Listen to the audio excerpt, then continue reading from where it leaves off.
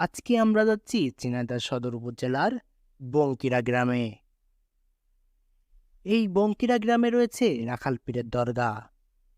এই দরগায় বিভিন্ন জেলা উপজেলা থেকে সাধারণ মানুষ আসেন মানত দিতে।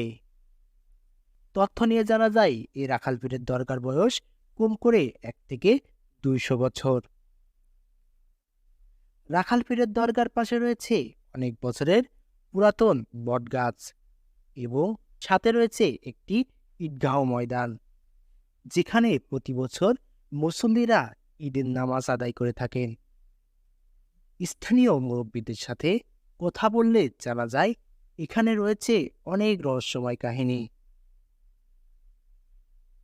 স্থানীয় এক মুরব্বীর সাথে কথা বললে তিনি জানায় আজ থেকে প্রায় 20-25 বছর আগে অনেক রাতে বাড়ি ফিরছিলেন এবং তার ভাষ্যমতে বলেন, তখন আমি রাস্তায় প্যাডেল ভ্যান চালাতাম। অনেক রাত হয়, আমি এই রাস্তা দিয়ে বাড়িতে ফিরছিলাম। হঠাৎ করেই আমার চোখ পড়ে এই রাখাল পীরের দরগায়। আমি একটু দাঁড়িয়ে দেখতে পাই এখানে কিছু মুসল্লি সাদা পাঞ্জাবি পরে নামাজ আদায় করছেন। পরে আমি ভালো করে লক্ষ্য করে দেখি এ কোনো সাধারণ মানুষ না, কারণ তখন ঘড়িতে আনুমানিক রাত 12টা বাজে।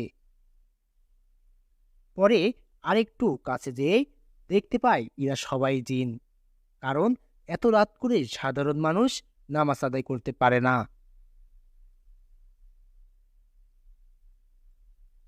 লোকে মুখে শোনা যায় এই বঙ্কিরা গ্রামে বিভিন্ন জেলা থেকে মানুষ আসেন মানত দিতে।